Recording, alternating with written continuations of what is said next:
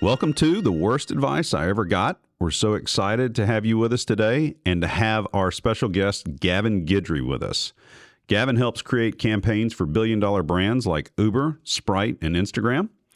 He's currently a creative director for Spotify and, coincidentally, the host of his own podcast, Tools for Time Traveling, which talks about the future of the creative world. Gavin, thanks for being our guest today. Yeah, of course. Super excited.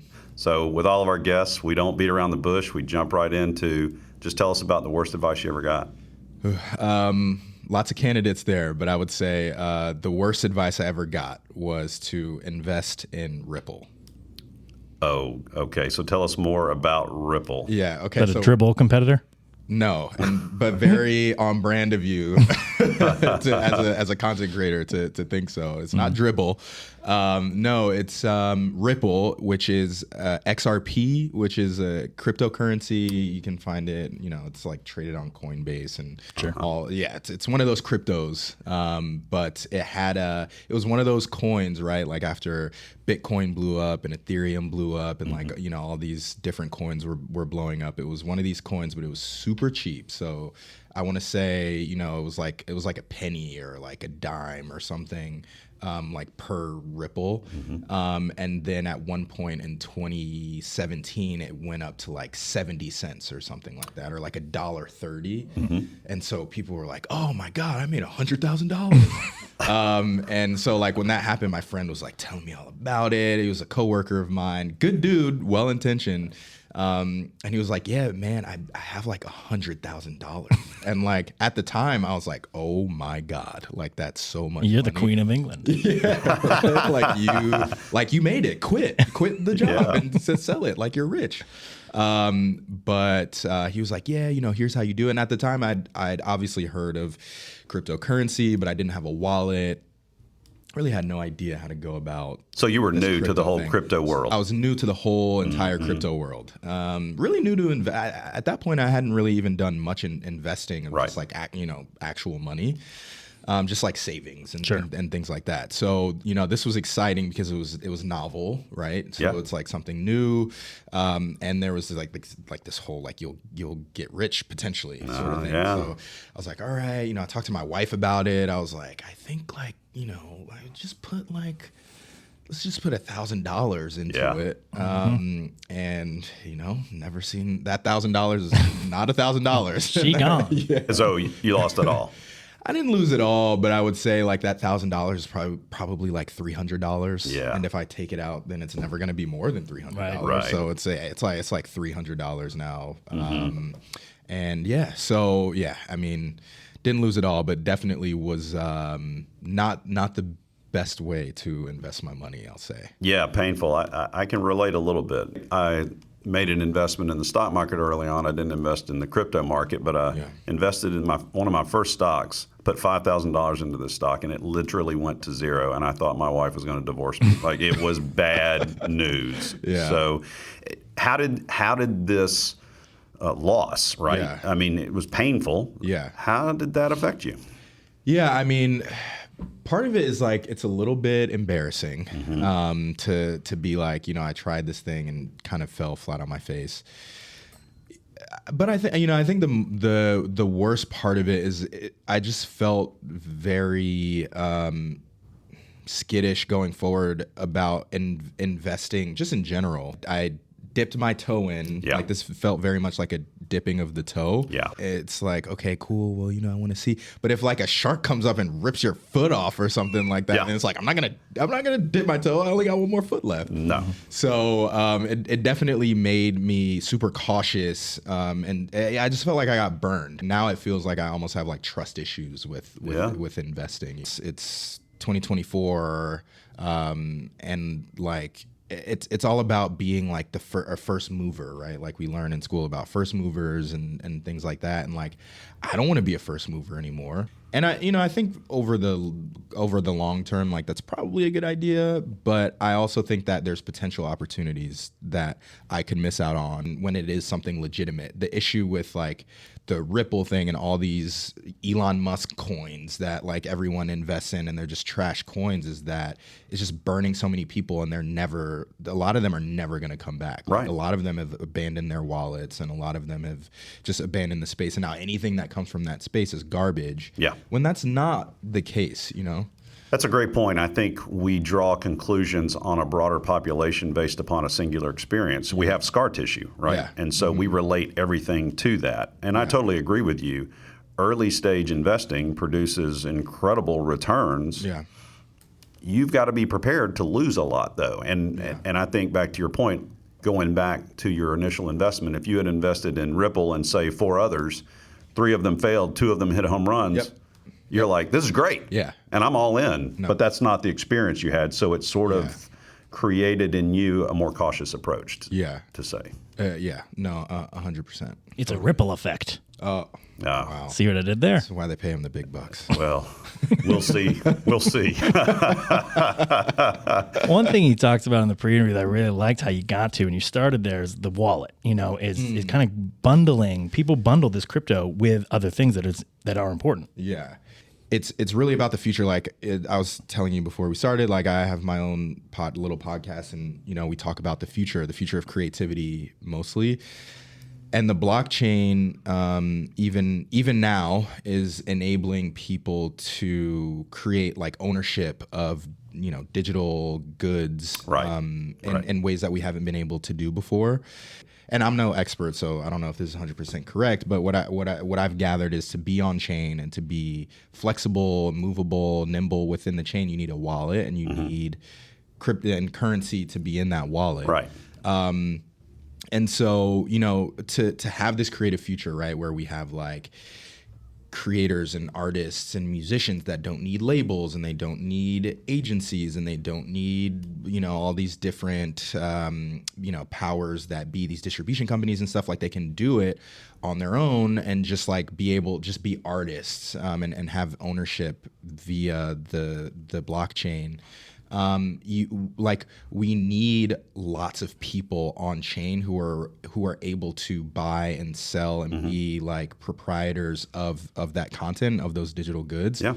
The issue when you have these get rich quick schemes of the Ripples and the Doge coins and stuff like that, and when it's like, oh well, I invested, I don't have a wallet anymore, or my friend invested, or whatever, and like they got burned, why would I sign up and get a wallet? And what we need for this like blockchain future to really take off and like for artists and creators to be able to sustain themselves, we need like a mass of the population on chain. Like we need like JB, like your mom and my mom need to like have wallets. And like we are nowhere close to the point where they're gonna have wallets. One, it's too hard. Yeah. 2, it's like, well, what, am I gonna get hacked? Am I gonna get you know whatever? Is this just gonna flop? And Fear. And bad all the advice. fears. and bad advice. And bad advice. I hear you describing a marketplace. Exactly. Yeah. 100%. We don't have the marketplace yet. Yeah. But something very interesting, you got burned based upon investing in this one coin, yet you're talking about to have this creative marketplace, we need more people coming in to take some of these risks. Yeah. So it's an interesting dichotomy, right? It's like we need more risk takers, and that's really what our marketplace is built upon. Entrepreneurial risk takers that have gone out there, and it's about trying to filter through the good ones and the bad ones. Yeah. That's hard to do, but we have to be okay getting hurt, getting back up, going back at it, right? Yeah. You're very creative. You're in a creative, you know, workplace. Your job is very creative, and you have to take risks. Yeah. Creative people naturally take risks. Totally. So it's very interesting to see that you got a little burned investing in something that was new, a creative marketplace, yet it didn't necessarily stop your creative and natural way of approaching things. Yeah, well, you know, I think and here's where the difference is, right? Like when I invested, I don't think I was investing enough in the marketplace. I think I was just investing in like a get rich quick. Yeah. Right? Because I was like, I'm going to dip my toe to get the money, but it took me a while to really understand the viability of not necessarily just cryptocurrency, but that marketplace, like you were saying. Yeah. And like there is like, this technology, it's not just a get rich quick scheme. And I think like that's the issue. And, obviously like this is America, it's a capitalist society. There's always going to be some sort of like capitalist intention, I guess, to everything. But that to me, I feel like is kind of what's almost, it's funny because it's almost standing in the way of the marketplace, because Definitely like, is. Yeah, because you're basically saying this coin is so you can get rich, rather than this coin is so that we can build this sort of like future marketplace where you can like buy and sell the same way you do with a debit card. But but it's decentralized and all of this stuff. But the get rich quick and all the documentaries that they're making about like crypto bros and all that stuff is now what's standing in the way, because it's like this. I was telling JB this. It's like it's like, okay, this crypto's a new thing, and it's like Morpheus from the Matrix is like we have red pill and the blue pill. Like you can either like use this as a way to like decentralized banking and like have financial freedom and like give the control to people, or you can make a lot of money. And like everyone was like, give me the money. Give me the money.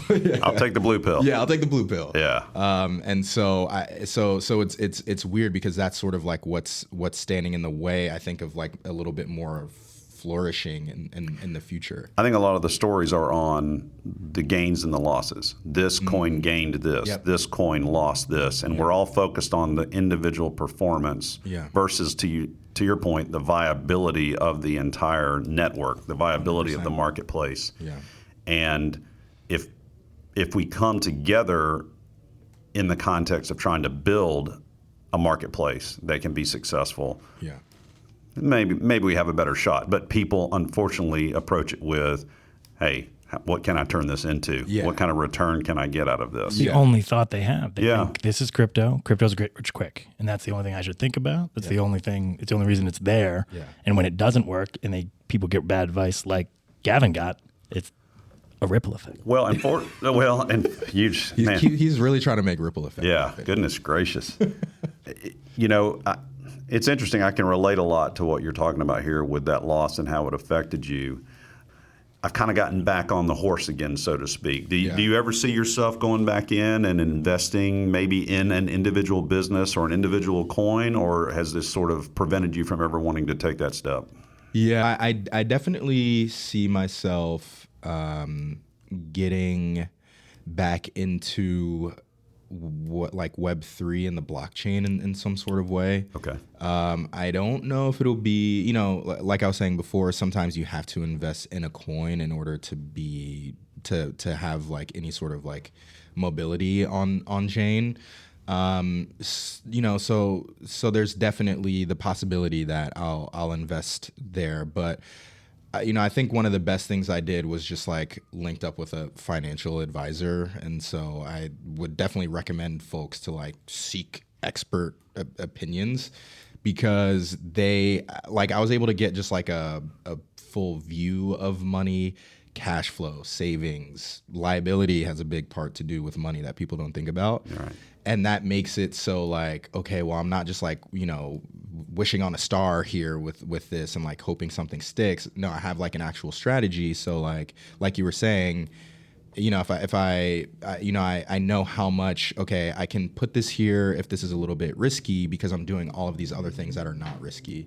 Now I think because I have a more holistic view of my finances and things like that, and feel a lot more confident, I can do some riskier things and actually invest, because I have other investments that are less risky. Yeah. So I definitely invest now, not in the crypto space. Let's say there's an opportunity to invest in something like you were saying, like a business, or invest in some sort of new technology. I think now, learning from getting burned in the past, as well as, just gaining that sort of like that expert confidence, like through working with an advisor, I'd be more likely to take that sort of step, that sort of jump. Yeah. But you wouldn't go into another coin. If someone's like, hey, you can make $10,000 tomorrow. Oh no, that's never the way. Well, that's that whole never the way. I mean, frankly, it's the get rich quick kind of thing, right? Mm-hmm. You know, If there's any get rich quick, Gavin is out. Yeah, Well, I mean, I don't know if get rich quick is real or not. I was wondering the same thing. Like, I don't think know a that's lot of even real. people that have gotten rich quick. I know a lot of people who have tried to get rich quick and lost big. Yeah. And so that is a truly, truly high risk, potential high reward scenario with real extremes. The financial advisory piece, I really appreciate that since we're financial advisors. That was a nice little plug there. I honestly didn't do that. No, I know you didn't. On purpose. Perfect. Yeah. But I can't let that pass. No, the point is you've created in your mind a diversified portfolio, right? I'll do some things that are riskier, but I'll do some things that are more concrete, safe, secure. And that's very smart. And it allows you then to take some risks. And you know what? If I lose it, that's okay. Yeah. And if it hits a little bit bigger, that's okay. And when I was describing earlier, I've gotten back in and made a few investments like that. It's somewhat because I've created that similar framework that you're talking about. And I work with a financial advisor at Smith & Howard Wealth Management for that very purpose. 100%. Yeah. Yeah. I mean, that's one of that's the best advice I've ever gotten. Like, we were talking about the worst advice I've ever got. Like, that's the best advice I've ever got. It's just like work with a financial advisor and like build up. I mean, it makes it so much easier to like maneuver in other spaces, I think. Feel confident about your moves. Yeah, totally. What message would you give to somebody who received similar advice? So I would say if you've heard advice like, you know, invest in this coin or invest in this company, invest in this stock, you're gonna make $100. Like, did you see what's happening on Reddit? Like, to me, and I think maybe a shared understanding is like, there's no such thing as get rich quick, right? Like, it's like, if you do happen to get rich quick, you're probably gonna get poor quick. You're probably gonna lose that money real quick. And you know, there's no like, it's really about a long-term strategy. Like, it's fun. Like, they just put out that Dumb Money movie. I watched that. I literally flew back from Vegas this weekend, and I watched that. The whole, you know, GameStop, Robin Hood environment, and the squeeze. I mean, fascinating. I mean, fascinating, but like, and I haven't seen the movie. I actually didn't. I just heard it when it was happening, and people were like, "Oh, I'm buying GameStop stock," but like, did any of that last? Like, I actually don't know, but I feel like the answer is probably not. Not really. And those people, are there people in jail? Like, I don't know. Like, Well, I don't wanna definitely go to jail. not. Okay, Look, I don't want to go to jail. It was very artificial versus concrete, right? Okay, And so, you know, when you're investing in something, I think you have to get a better understanding of the core of what you're investing in, especially if you're going all in with a business or with a concept, right? Yeah. Or with a coin. Yeah. And it takes a little more due diligence. It takes a little more work. You can't just say, oh, that's great, let me grab that and go with it. Yeah. And that's where I think, look, I'm all for capitalism and entrepreneurialism and taking risks. Thank God we have people that did that. Yeah. Our own firm was founded based upon two guys that left a very established place to start something from scratch. And the first few years were very lean, right? So we need that. Yeah. But I think when you're looking to invest in something like that, you better get a core understanding of who's behind it, what's behind it. Yeah. You know, does it have a chance before you just say, oh yeah, based upon your, general advice, I'll throw $1,000 at that. Yeah, totally. Yeah. Yeah, no, that's such a great point. Yeah, definitely do the research. Because even, you know, I think what I learned after, you know, investing in the coin was that, like, all of these coins technically are supposed to have some sort of, like, use. Yeah. Like, that's why they were made. Like, they're not just money. Even the ones that do make money, like, they are supposed to have some sort of use. And I didn't understand that use. Like, I invested and then read up on it instead of reading up on it first. Like, there's also like, oh, well, there's now laws against this coin, or and that has a lot to do with the volatility. It's like, oh, well, the SEC is investigating it now, so it's going to plunge. Yeah. And it's like, oh, well, now it's not under investigation, so it's going to go up. Yeah. And so, like, it's good to know about the histories, the uses, who's behind it. Yeah. And yeah, so I would say that's great advice. Why is this the advice you said in the beginning, I have a lot. Why is this the one that stuck out to you? Yeah, I think that this advice is the worst advice, or at least the advice that stuck out to me, because I just think it has a lot of implications. And, I just think that there's so much opportunity in new technologies that are happening. And I think it would just be a shame for people to abandon it or, sort of like push it away just because of what they've heard. Like there's a lot of bad hype around crypto, which affects blockchain as a whole and Web3 as a whole, but there's a lot of viability in that. There's a lot of opportunity in that, and I think like it's definitely top of mind for this time, because it just feels like a watershed moment in technology and creativity and anything that could help individual creators and can help decentralize and all of that good stuff. I think should be invested in. I think it's great, because I think there's a lot of people out there who got burned the same way you did on some of these investments, and you didn't walk away from it, from the environment, from promoting it, from the viability of it, even though you were burned, which I don't think is the natural reaction for most people. I think they would say, I'm never going there again. You're basically saying, hey, wait a minute, this has legs, this has viability, and don't let yourself be dismayed completely from the marketplace that we need to create simply because you got hurt. Yeah, totally. I mean, I'm passionate about this stuff. I mean, JB knows, like anybody who knows me just knows I'm very passionate about creativity. So even though I've been burned by that, I think like it makes you a better version of yourself. Right. Like in order to have that, you need to have something that you're sort of striving towards. For me, it's like a better creative future and like empowering creative people. I think that there are ways to do that. And, I don't want like my experience and experiences other people have had with this sort of like get rich crypto bro thing to stand in the way of that. I feel too passionately. I think at the end of the day, when we get bad advice many times, the ripple effect. Boom. I took that from you, Jim. I wasn't going to let you have this one all to yourself. We did it. The ripple effect of bad advice is a better you in the future. And I think what you're describing to me is I'm better off having had that experience now, because it has me approach things in a smarter way. Yep. And hopefully that's what really each of these episodes helps our listeners understand, is the worst advice we ever receive sometimes makes us the best version of us that we can possibly be. Yeah, so I really appreciate you coming on and sharing your story, because it's very applicable, and I think we gained a lot from it. So awesome. Yeah, well, no, thank you. Thank you for the space and the advice. Thank you, Gavin. Really appreciate you being with us today. JB, the obvious version of the story is that Gavin put $1,000 in a Ripple, watched most of it disappear, and learned not to chase the next get-rich investment. That's all true, but I don't think losing the money is actually what made this the worst advice he ever got. Right. A bad investment costing you $700, sure, that's not great, but it's not exactly like a financial crisis.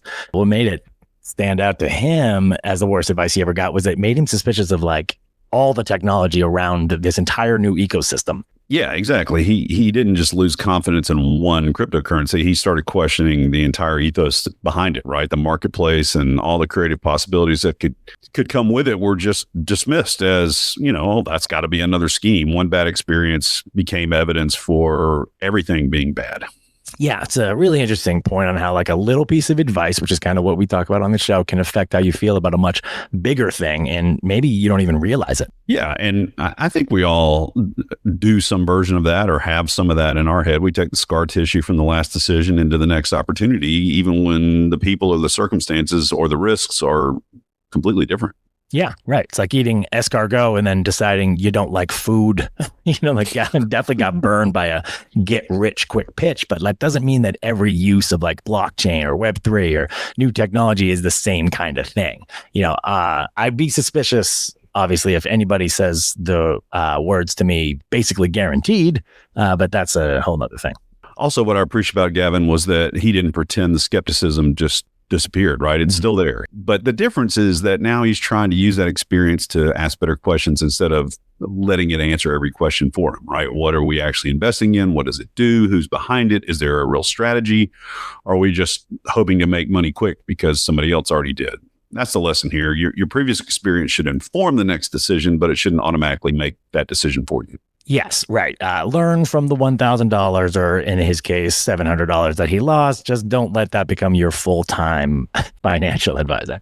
Well, that's a good place to leave it. Thanks again to Gavin Guidry for joining us. And thank you to Smith & Howard for bringing us these conversations about how bad advice can shape much more than one bad decision.